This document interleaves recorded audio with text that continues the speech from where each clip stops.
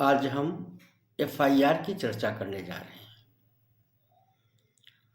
FIR बहुत महत्वपूर्ण topic है और यह जुडिशियल सर्विस या यूनिवर्सिटी द्वारा आयोजित विधि की परीक्षाओं के लिए बहुत ही इम्पोर्टेंट है। एफआईआर से संबंधित प्रोविजन दंड प्रक्रिया संहिता 1973 के चैप्टर 12 और धारा 154 से लेकर के 176 154 से लेकर के 176 के बीच में उपबंधित है। लेकिन मूलतः जो एफआईआर है इसको हम समझने के लिए लगभग 14 पॉइंट पे चर्चा करेंगे। एक, एफआईआर का प्रोविजन कहां पे है? तो सीआरपीसी सेक्शन 154 में एफआईआर से संबंधित प्रावधान उपबंधित है। इसकी परिभाषा दंड प्रक्रिया संहिता में कहीं भी स्पष्टतः परिभाषित नहीं है, किंतु सेक्शन 154 में इससे संबंधित प्रावधान उपबंधित है। अब एफआईआर वास्तव में है क्या? अगर आप 154 की व्याख्या करें तो निकल के आता है एफआईआर एक सूचना है, फर्स्ट इंफॉर्मेशन रिपोर्ट, पहली सूचना है। किसकी? किसी संज्ञेय अपराध के घटित होने की। यानी आप कह सकते हैं कि एफआईआर वह सूचना है जो पीड़ित व्यक्ति या किसी अन्य व्यक्ति द्वारा संज्ञेय अपराध के घटित होने के यथाशीघ्र पुलिस थाने के भार साधक अधिकारी को लिखित, मौखिक या इलेक्ट्रॉनिक माध्यम से दी जाती है। इसे एक उपनाम रपट इब्तिदाई के नाम से भी जाना जाता है। इसकी प्रकृति के बारे में अगर हम देखें तो एफआईआर का पुलिस अधिकारी के द्वारा लिखा जाना मैंडेटरी है और यह एक लोक दस्तावेज है।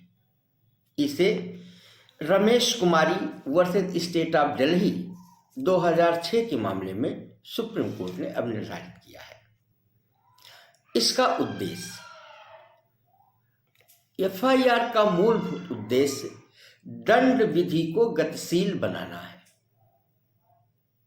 और यह बात Hasif versus state of Bihar AIR 1962 या Bhagwan Singh versus state of Madhya Pradesh 2002 के मामले में सुप्रीम कोर्ट ने कहा कि एफआईआर का मूल उद्देश्य दंड विधि को गतिशील बनाना है। किंतु आगे चलकर माननीय सर्वोच्च न्यायालय ने Manoj Kumar Sharma versus state of Chhattisgarh and others 2016 के मामले में कहा कि एफआईआर का मूल उद्देश्य नंबर 1 दंड विधि को गतिशील बनाना, नंबर 2 मामले में इन्वेस्टिगेशन आरंभ करना, नंबर 3 अपराध से जुड़े साक्ष्य को एकत्र करना एवं अन्वेषण का निष्कर्ष फाइनल रिपोर्ट या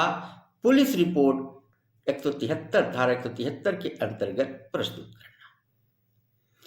अगर इस परिभाषा को आप अवलोकन करें तो मूलतः एफआईआर के 5 आवश्यक तत्व निकल के आते हैं। पहला कि सूचना संज्ञेय अपराध से संबंधित होनी चाहिए। 1, यह स्पष्ट एवं निश्चित होनी चाहिए। 2, पीड़ित या अन्य व्यक्ति द्वारा थाने के भार साधक अधिकारी को दी जानी चाहिए और यह मौखिक, लिखित या इलेक्ट्रॉनिक माध्यम से की गई होनी चाहिए। और एक बात और कि अपराधी या गवाहों का नामित किया जाना इसमें आवश्यक नहीं है। एक बात तो ये हो गई। अब एक बात आती है कि एफआईआर की कैसे जाती है। एफआईआर की कैसे जाती है। अगर आप इसको देखें तो इससे संबंधित प्रोविजन 154 सब क्लास 1 में है। अगर 154 में 3 क्लासेज हैं, 1, 2, 3, और तीनों क्लास अलग अलग नियम उपबंधित करते हैं। सब क्लास 1 की बात करें तो एफआईआर मौखिक या लिखित या इलेक्ट्रॉनिक माध्यम से की जाएगी, किंतु 2013 में इसमें 2 एक्सेप्शन उपबंधित हो गए। पहले एक्सेप्शन के रूप में, पहले परंतु के रूप में देखें तो लिखा कि यदि सूचना महिला के लैंगिक अपराध से संबंधित है, अर्थात वह धारा 326 AB, 354 या 354 ABCD या 376 या 376 ABCDE या धारा 509 इंडियन पैनल कोड से संबंधित है, तो ऐसी सूचना महिला पुलिस अधिकारी या किसी अन्य महिला अधिकारी द्वारा ही लिखी जाएगी। ये पहला परंतु था। इसी में फिर 2013 में ही एक दूसरा परंतु और जुड़ा कि यदि लैंगिक उत्पीड़न से पीड़ित महिला अस्थायी या अस्थायी रूप से मानसिक या शारीरिक रूप से निर्योग्य है, तो ऐसी इत्तिला पीड़ित महिला के निवास गृह या यथास्थिति उसके विकल्प पर किसी सुविधाजनक स्थान पर अवलिखित की जाएगी। एक बात। दूसरा, ऐसे लिखे जाने की प्रक्रिया की वीडियोग्राफी कराई जाएगी। और नंबर 3, पुलिस अधिकारी यथासंभव शीघ्र ऐसी पीड़ित महिला को धारा 164 CRPC की उपधारा 5A के खंड A के अधीन न्यायिक मजिस्ट्रेट से द्वारा अवलिखित कराएगा। कंक्लूड अगर करें आप, इसका मतलब हुआ कि 154 सब क्लास 1 में जो लिखित एफआईआर लिखे जाने की प्रक्रिया है वो मूलतः 2, लिखित या मौखिक रूप से, किंतु यदि उसके जो दोनों परंतु जो 2013 में जुड़े हैं संशोधन के द्वारा, अगर वो लैंगिक अपराधों से संबंधित है तो महिला पुलिस अधिकारी द्वारा लिखे जाएंगे, और वो महिला जो पीड़ित है यदि वो मानसिक या शारीरिक रूप से निःशक्त है तो उसके निवास गृह पे जाके लिखा जाएगा और उसकी वीडियोग्राफी कराई जाएगी, और यथाशीघ्र वो न्यायिक मजिस्ट्रेट के द्वारा भी उसके महिला की स्टेटमेंट को लिखाया जाएगा। 154 सब क्लास 2 एक नए नियम की बात कहती है कि इसके अधीन अवलिखित इत्तिला की प्रतिलिपि एफआईआर लिखाने वाले को निःशुल्क दी जाएगी। ठीक है। और यदि एफआईआर की प्रमाणित कॉपी देने से इनकार किया जाता है तो यह आर्टिकल 21 का उल्लंघन है और यह प्राकृतिक न्याय के सिद्धांतों के विरुद्ध है। और यह बात ज्योति भाई लालू भाई Patel versus state of Gujarat के मामले में 1992 के मामले में माननीय सर्वोच्च न्यायालय ने की। जब हम 154 सब क्लास 3 की बात आती है तो ये इसमें नियम है कि यदि पुलिस थाने का भार साधक अधिकारी 154 सब क्लास 1 के अंतर्गत कॉग्निजेबल ऑफेंस से संबंधित सूचना को लिखित किए जाने से इनकार करता है, लिखने से इनकार करता है, तो ऐसा पीड़ित व्यक्ति ऐसे सूचना का जो सारांश है वो लिखित रूप में रजिस्टर्ड डाक द्वारा सुपरिंटेंडेंट ऑफ पुलिस को भेज सकेगा। इस तरीके से 154 सब क्लास 1 सूचना के लिखित किए जाने की बात है। 154 सब क्लास 2 प्रमाणित प्रति को देने से संबंधित है, और 154 सब क्लास 3 में न लिखे जाने की स्थिति में वो सूचना सुपरिंटेंडेंट ऑफ पुलिस के पास भेजने से संबंधित है। अब एक बात और आई, इसी सब के संदर्भ में एफआईआर के संदर्भ में एक लीडिंग केस था youth bar association of India versus union of India and others AIR 2016।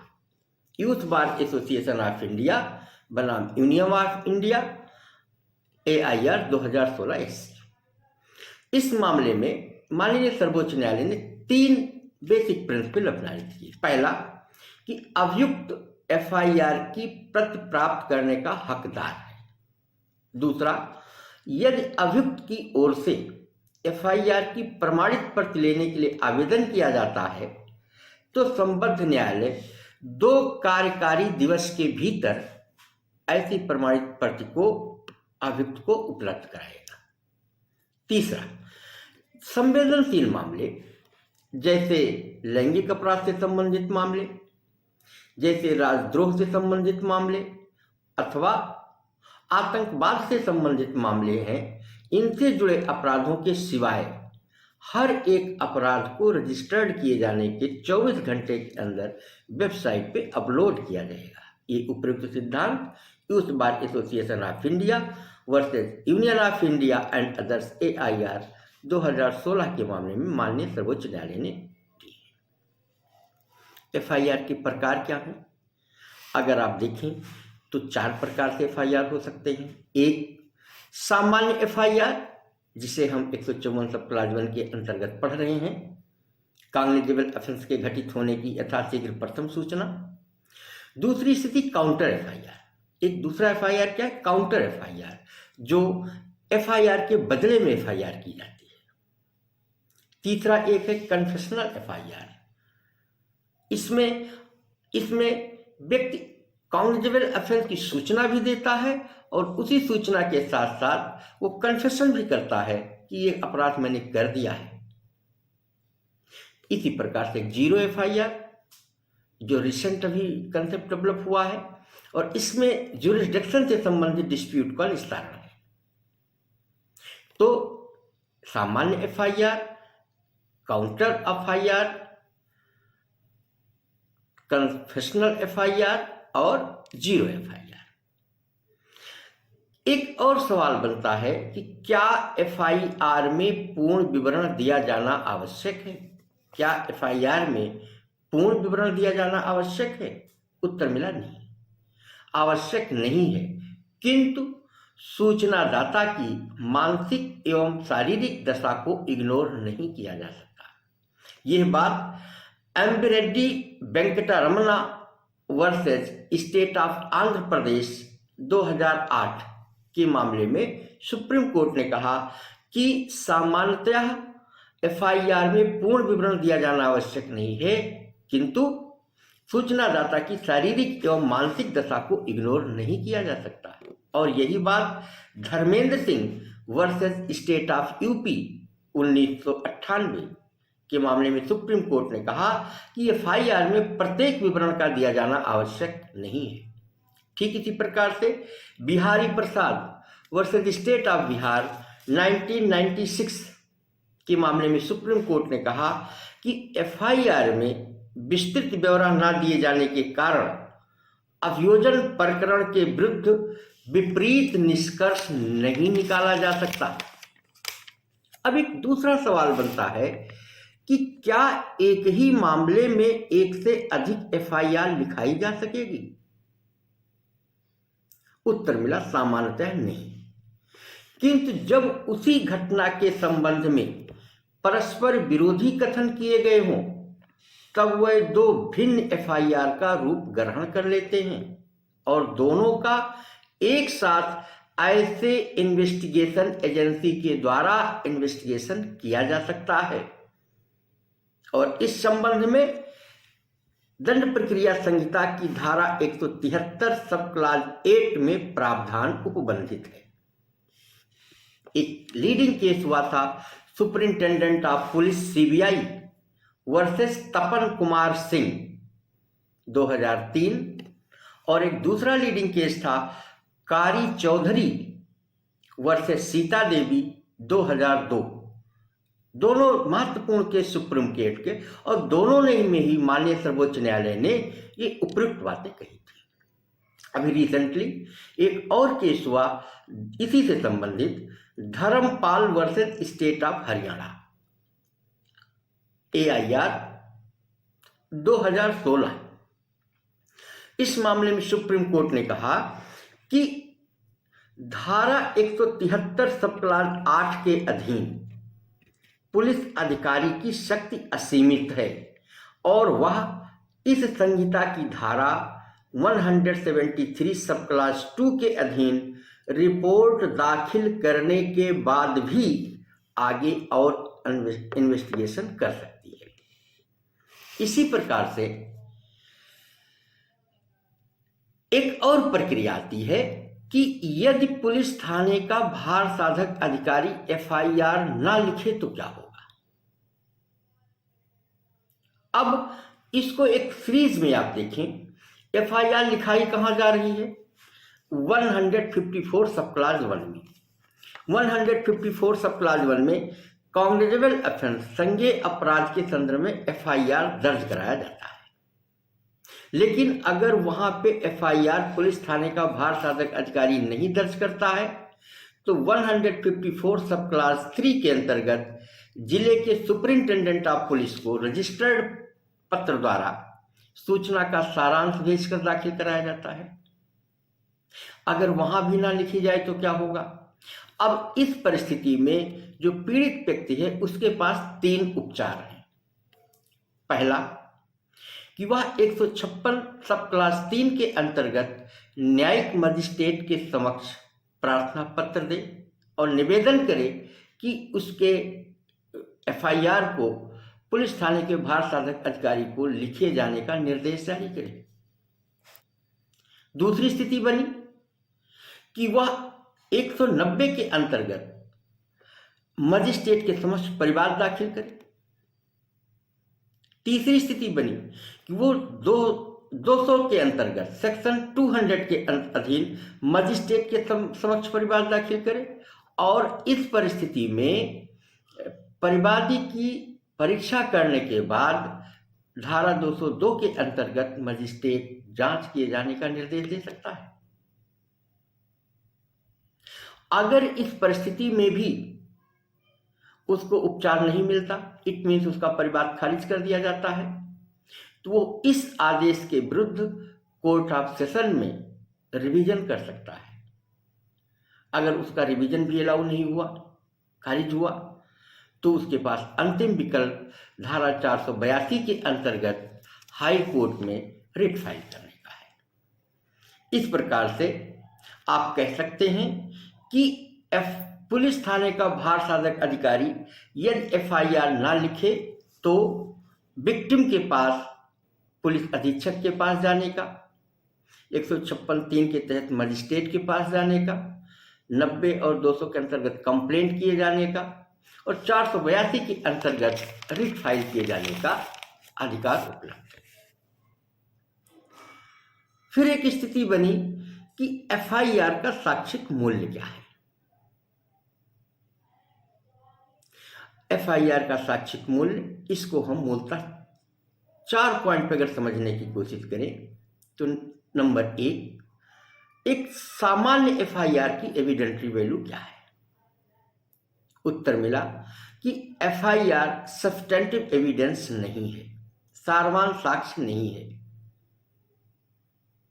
किंतु यह संपोषक साक्ष्य के रूप में धारा 145, धारा 157 एविडेंस एक्ट, धारा 158 एविडेंस एक्ट, धारा 32 सब क्लास 1 और धारा 8 इलस्ट्रेशन जे एंड के अंतर्गत इसे साक्ष्य के रूप में उपयोग में लाया जा सकेगा।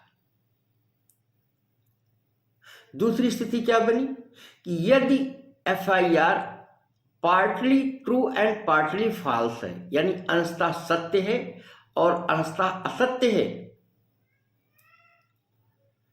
तो असत्य पार्ट पर विचार न करके जो एफआईआर का हिस्सा सत्य है उस पर विचार किया जा सकेगा।